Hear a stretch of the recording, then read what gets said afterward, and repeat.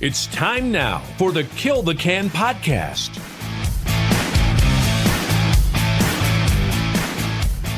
Good morning, ladies and gentlemen, and welcome to the Kill the Can podcast. It has been quite some time now since I have recorded an episode. If I remember correctly, I believe episode 50 of the podcast was recorded in November. And as I sit here today, it is March.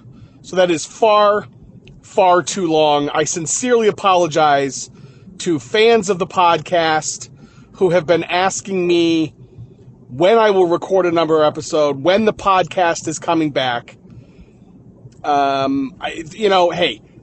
have no excuses other than to say I have not been able to find the time to record the podcast. That is not to say that I don't enjoy it, because I absolutely do.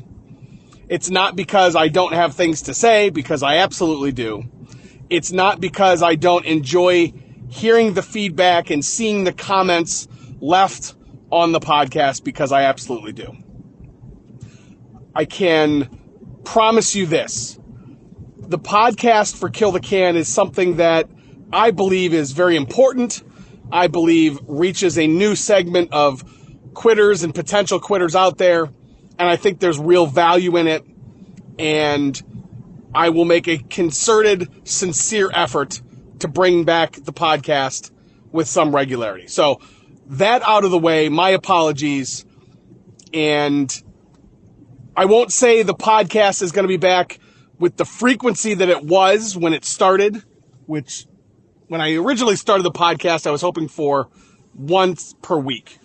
And I would still really love to do that. But what I have found is that with my schedule, and especially with my boys' schedule, as we get through their high school sporting careers, that once a week was becoming really difficult. Basically, I'm coming off, I have a senior in high school. I'm coming off his senior basketball season. It just ended last week. And for any of you with a high school athlete, you know the crazy schedules that they keep, right? I also have a junior who is a baseball player. And so I'm coming right out of basketball season and I'm going right into baseball season, which is why, even though I'm recording a podcast here this morning, I don't know that I'm going to have a ton of time, because believe it or not, there's more games in baseball than there was in basketball. So anyways, that's a long way of saying, hey, the podcast is back. I'm recording today. I'm going to hopefully be recording more often, certainly than I have in the last couple of months here. I got asked a question on Discord yesterday, that is kind of what inspired me to record an episode of the podcast this morning. And the question was, it was posted in the Old Timers forum roll call. And the question, I believe it was from Brandon. And the question was, what are your thoughts on the Hall of Fame now that you're well into your quit? And so I'm on day 6,798 or something like that. And I responded to him and I let him know that I still think about my Hall of Fame regularly. The Hall of Fame, for those that don't know, it's 100 days at Kill the Can. 100 days tobacco and nicotine free, and we refer to you as a Hall of Famer. Now, does that mean you are cured? Absolutely not. It doesn't mean you're cured. 100 days is a nice round number. It's about 3.5 months, and it's a huge milestone when you're quitting dip. Because once you get to 100 days quit, even though you're not cured, you're far from cured, at that point, you have got the tools and you've got enough days under your belt that you can start to really be confident about your ability to stay quit long term. That's my opinion. I quit on July 24th, 2006, and that landed me in the Hall of Fame on day 100 on Halloween, on October 31st, 2006. And I think about that day often because I remember vividly those first 100 days. I remembered how terrible they were. I remember the withdrawals. I remember the crawling jaw. I remember the gut issues, the sleep issues, anxiety, rage. I remember those days so vividly. And I remember that 100th day, and I remember how proud I was of myself. I remember how proud I was of the other members of my Hall of Fame class, Cliff's cohesive units of October 2006. I remember feeling like I was part of a club. I remember feeling like a sense of accomplishment that I really hadn't felt that last 100 days. I was the baby of our group. So October 31st, I was the last one in my group to enter the Hall of Fame. And I remember the sense of pride for being that last member of that October 06 group. Because at that point, when I made it, we all collectively, we had made it as a team, as a group. And I remember, and I think back on those days, and I think back specifically on my Hall of Fame day, because I think I've talked about this on the podcast before, with the exception of, birthdays and anniversaries and those kind of things, the anniversary of my quit date, and by extension, the anniversary of my Hall of Fame date, are some of the most important days on the calendar to me. Even to this day, in 2025, 18 years later, those days are really, really important to me. One of the other things that when you become a Hall of Famer, you are eligible to do, you can write a Hall of Fame speech. And I'm sure that if you've seen me around the Discord server or on our forums, I'm sure you've seen me harp on writing Hall of Fame speeches. I think they're vitally important. They're an amazing tool, not only for the quitter that writes them, but for the potential quitter or the future quitter that may read them. I go back and I read Hall of Fame speeches daily. And what I do is I go back and I look at the Hall of Fame speeches that were written on that day. And I don't read every single one every single day. I skim them. But I do go back and reread my Hall of Fame speech a couple of times a year. And it's not because I like to read my stuff, and I don't listen to the podcast to listen to my stuff. In fact, I don't really like to read my stuff or listen to my stuff. But the Hall of Fame speech specifically is one piece of content that I have written that I enjoy going back to.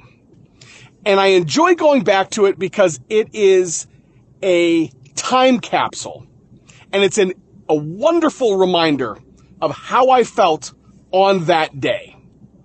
It is a wonderful reminder of all of that struggle and all of that pride and all of those thanks that I gave during that speech. And that's, I think that's why you will see me harp on really getting new Hall of Famers to write a Hall of Fame speech.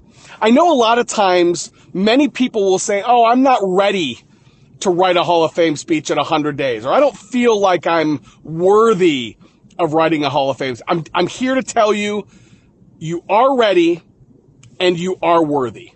And I honestly, I know a lot of people, sometimes they'll write it at 200 days or a year, and that's great, and I love to read those too.